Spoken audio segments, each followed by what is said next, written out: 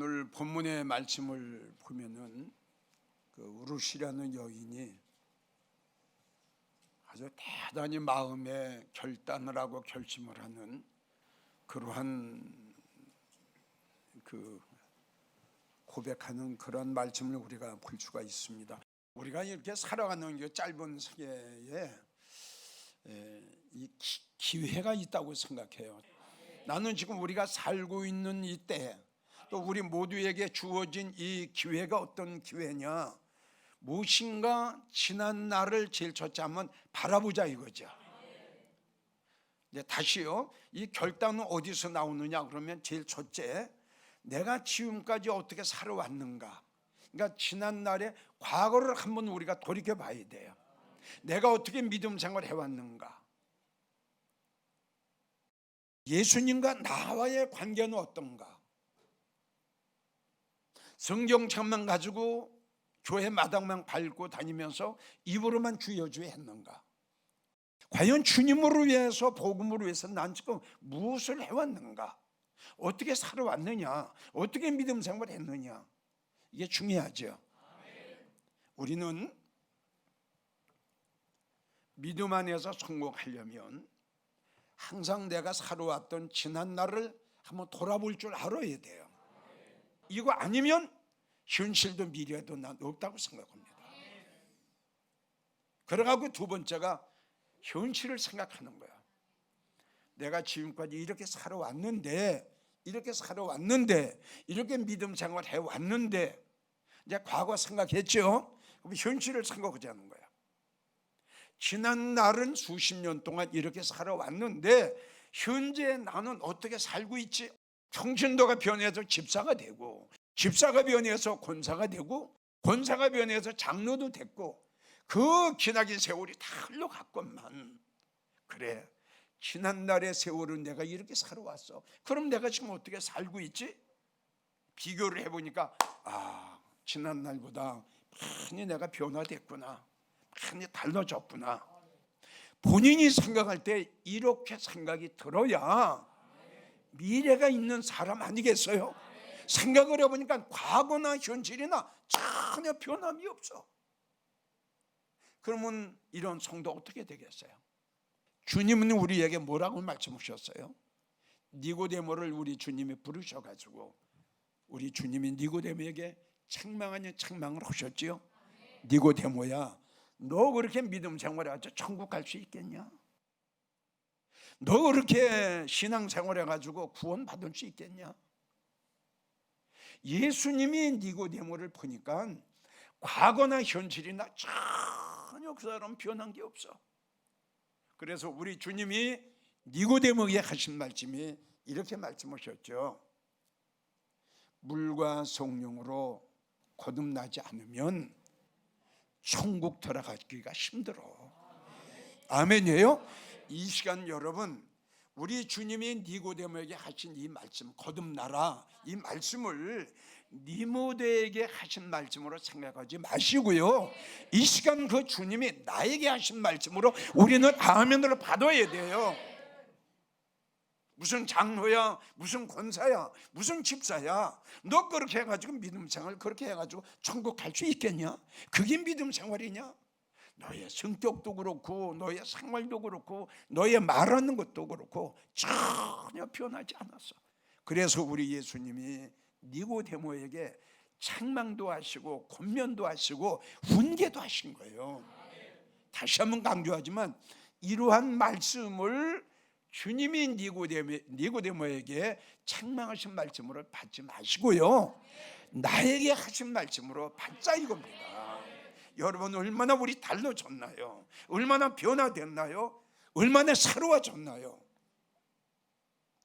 이 모습 이대로 이건 안 되잖아요. 그럼 여기서 어떤 답이 오느냐? 세 번째가 미래입니다. 이렇게 살아왔고 내가 현재 이렇게 믿음 생활을 하고 있으니 앞으로 어떻게 살아갈 거냐 이거예요. 앞으로도 이렇게 살아갈 거냐 이겁니다. 이런 문제가 나올 때에 가장 중요한 게 뭐냐 하면은 결심이에요. 자기의 가슴을 치는 거예요. 마음의 허리를 꽉 동이고 입술을 깨물고, 나는 앞으로 이렇게 주님을 위해서 내가 힘들고 어렵고 가난하고 못 살지라도 정말 이제부터 보람되게 가볍게 난 살아갈 거야. 아무리 힘이 들어도, 아무리 생활이 어렵더라도 자기의 목적을 세우고 자기의 표대를 세우고 그 목적을 이루기 위해서 마음의 결심을 하는 거 보세요. 오늘 웃기를 보세요. 어머니의 하나님이 나의 하나님이 될 것을 결심했고요, 어머니가 유숙하는 곳에 나도 유숙하기로 결심했어요. 이 나오미가 룻의 결심하는 걸 보고 3장으로 넘어가서 이 룻이라는 여인에게 복을 주는 거 보세요. 결심함을 보고 이렇게 나왔어요. 주님이, 하나님이, 성령님이 나와 여러분들의 결심함을 보시고, 할렐루야, 결심함을 보시고, 아, 나 앞으로 목회 이렇게 할 거야. 하나님, 주님, 성령님, 지금까지 내가 목회한 지난 날을 돌이켜 보니 온통 후회투성입니다. 성령님, 지난날에 내가 믿음 생활해왔던 과거의 모든 걸 생각하니 후회투성입니다. 이제는 내 마음의 허리를 동이고 정말 주님 말씀대로, 주님 뜻대로 하나님의 영광 위해서 살기로 내가 결심합니다. 이 결심함을 우리 주님이 보셔야 돼요. 나의 결심함을, 나의 결단함을 우리 주님이 인정을 하셔야 돼요. 왜 우리가 결단과 결심해야 되느냐? 난 이 시간 여러분들에게 이렇게 첫 번째 소개하고 싶어요. 예수님 오실 날이 가까웠기 때문에 우리 결심해야죠. 우리 결단해야죠. 전국에서 방송을 통해서 이 설교를 듣고 계시는 성도님들, 이 설교에 귀를 기울이시고 잘 들어주세요. 여러분들이 믿는 기독교는 부활의 종교이면서 재림의 종교라는 거 잊지 마세요.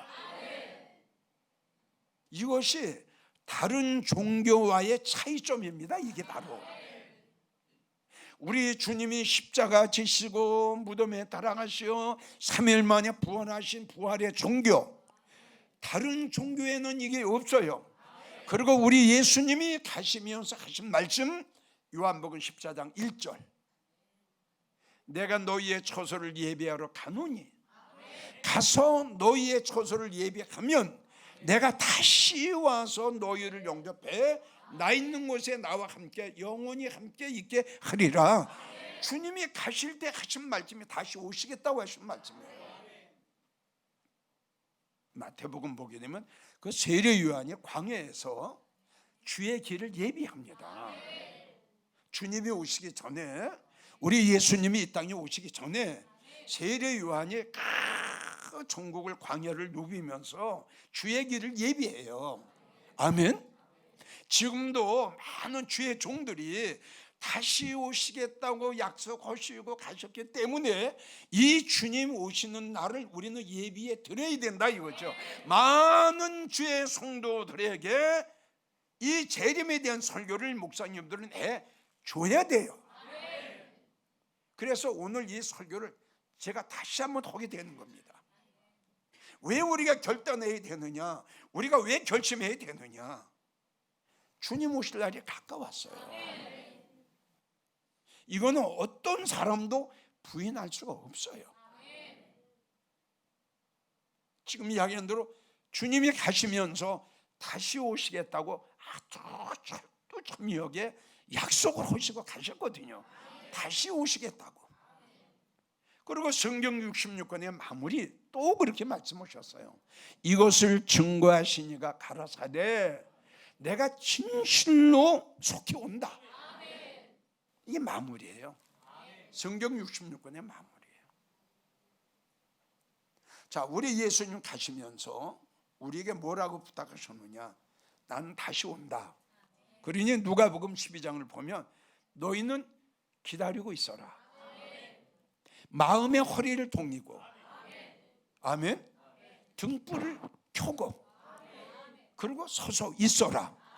주인이 와서 문을 두드리면은 곧 열어주려고 기다리는 사람과 같이 해라.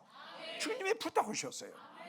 내가 다시 올 건데 너는 바람 나지 말고 내가 올 때까지 마음의 허리를 동이고 등불을 켜고 그리고 서서 있어라. 내가 문을 두드리면 곧 열어주려고 하는 사람과 같이 하고 있어라. 이게 주님이 가실 때 부탁이에요. 또 두 번째 부탁이 뭐예요? 너는 영적으로 잠들지 말고 깨어 있어라. 세 번째 우리 주님이 부탁하신 게 뭐죠? 마태복음 24장 44절, 이러므로 너희도 예비하고 있어라. 주님이 언제 오실지 몰라요. 주님이 오실 날은 아무도 아는 사람이 없어요. 우리 아버지만 아세요. 이렇기 때문에 너희는 기다리고 있고 깨어 있고 언제 주님이 오실지 모르니까 항상 준비하고 있어라. 우리 예수님이 이렇게까지도 부탁을 하시고 이렇게까지도 말씀하고 가셨는데 왜 목사님들이 재림에 대한 설교를 안 하는지 한 목사로서 난 도저히 이해가 안 가요. 난 이 시간 다시 한번 우리 주의 종들이나 성도들에게 강조하고 싶어요. 주님이 언제 오실 줄 모르지만 주님은 오십니다. 그렇기 때문에 우리는 그 주님을 기다리고 있어야 되고, 그렇기 때문에 우리는 깨어 있어야 되고, 그렇기 때문에 우리는 준비하고 있어야 돼요. 예비하고 있어야 돼요. 주님을 기다리지 아니하고 영적으로 잠들어 있고 준비하지 않고 있다가 우리 주님이 어느 날 오시게 되면 그 성도 어떻게 되겠어요? 분명한 것은 이 세 가지 해당되는 성도라야 주님 영접합니다. 준비 안 했는데요. 자, 비를 안 맞으려면 우산 준비해야죠. 그 우산 준비 안 했으면 비 맞을 수밖에 없잖아요. 그 원리 아닙니까? 자, 왜 주님 오실 날이 가까웠다고 하느냐? 이건 아주 중요한 문제죠. 마태복음 24장 보면 이제 베드로, 요한, 야고보, 안드레가 감난산에 앉아 계시는 주님을 찾아가 두 가지 물었다고 그랬죠. 제일 첫째 물음은 예수님, 마지막 때에 말세에 일어난 징조가 뭡니까? 라고 물었더니 예수님께서 사람의 미혹을 조심해라. 주님이 이렇게 말씀하셨어요. 사람 조심하라고. 믿어집니까? 자, 두 번째 우리 주님이 제자들이 물은 게 뭐냐 그러면 예수님 오실 때에 어떤 징조가 일어납니까? 이 물음에 답변한 것이 무화과 나무의 비유를 말씀하신 거예요. 무화과 나무의 가지가 연하여 지고 잎사귀를 내면 여름이 가까운 줄 아나니 이러한 일들이 일어나는 것을 보거든. 할렐루야. 너희 주가 곧 아멘. 그러니까 우리는 주님이 오실 날이 다 됐나? 아직 멀었나? 우리 예수님이 감난산에서 말씀하신 이 무화과 나무, 즉 이스라엘의 회복이 됐나? 이스라엘이 회복이 안 됐나? 유대인들이 지금 복음이 돌아가고 있나? 이것만 우리가 확인하면 될 거 아니에요. 이스라엘의 복음이 돌아가는 것을 보거든 이렇게 말씀했거든요. 그럼 복음이 돌아갔잖아요. 유대인들이 목사가 됐잖아요. 유대인들 중에 세계 부흥 강사 지금 나왔잖아요. 근데 뭘 더 볼 게 뭐 있습니까? 주님이 친히 감난산에서 하신 말씀이 이건데, 이 말씀이 이루어졌는데 뭘 또 봅니까? 자, 두 번째, 왜 주님 오실 날이 가까웠다고 하느냐? 두 번째는 누가복음 17장을 보면 노아의 때가 나오고 노세 때가 나옵니다. 그 말씀의 내용을 보면은 노아의 때와 같이, 노세 때와 같이 인자의 임함도 이와 같으리라. 할렐루야. 보세요. 노아의 때는 하나님이 왜 심판하셨죠? 사람의 죄악이 관영해서. 소돔과 고모라 성 때는 왜 심판하셨죠? 음란해서. 자, 우리 시대 봅시다. 얼마나 악합니까? 지금 얼마나 음란합니까? 내가 생각할 적에는 우리가 살고 있는 때가 노아의 때보다 더 악하고요, 소돔과 고모라 성 때보다 더 음란합니다. 그러기 때문에 하나님의 심판이 가까이 오는 거예요. 아멘이에요? 악하고 음란했기 때문에 노아의 때는 홍수로 심판하셨고 소돔과 고모라 성 때는 유황불로 심판하신 거 아닙니까? 우리가 살고 있는 때가 악하고 음란하니 하나님이 가만히 계시겠느냐 이거죠, 그분이. 근데 문제는 인자의 때에도 그렇게 할 거예요. 주님 오실 때에도 이렇다 이거야. 주님 말씀하신 거예요. 자, 세 번째는 왜 주님 오실 때가 가깝고 하나님의 심판이 가까웠느냐. 에스겔 5장 11절을 보면은 하나님을 배신하는 일들이 나타나요. 그러면 안 믿는 사람이 하나님을 배신하는 게 아니고 믿는 사람들이 하나님을 배신해요. 뭘 가지고요? 우상을 가지고. 주님과 우상은 원수예요. 하나가 될 수가 없어요. 우리 예수님은 생명이에요. 사단 마귀는 사망이에요. 우리 예수님은 진리예요. 저들은 비진리예요. 우리 예수님은 빛이에요. 저들은 어둠이에요. 빛과 어둠이 어떻게 하나가 됩니까? 그 우상을 섬기는 자들과 함께 이걸 에스겔 5장 11절로 보면 하나님을 배반한 거예요. 세상에 믿음 생활하는 자들이 하나님을 배반하니 하나님을 섬기는 자들이 우상을 또 섬기고 있고 우상을 섬기는 자들과 함께하고 있으니 하나님이 얼마나 울고 계시겠어요. 자, 끝으로 하나님의 거룩한 성전이 예배와 찬양과 기도와 감사가 차고 넘쳐야 할 하나님의 정결한 교회가 그 하나님의 성전 안에서 매매 행위가 지금 이루어지고 있는 거예요. 무슨 말인지 알겠어요? 무슨 뜻인지 알겠어요? 자, 교회 안에서 커피를 팔아요. 빵을 팔아요. 옷도 팔아요. 책도 팔아요. 음식도 팔아요. 어떤 교회 안에는 흡연실을 만들어 놨어요. 어떤 교회에서는 사교춤을 가르쳐요. 여러분, 우리 예수님 3년 사역하시면서 가장 분노하신 사건이 어떤 사건인 줄 압니까? 요한복음 2장 15절의 사건이에요.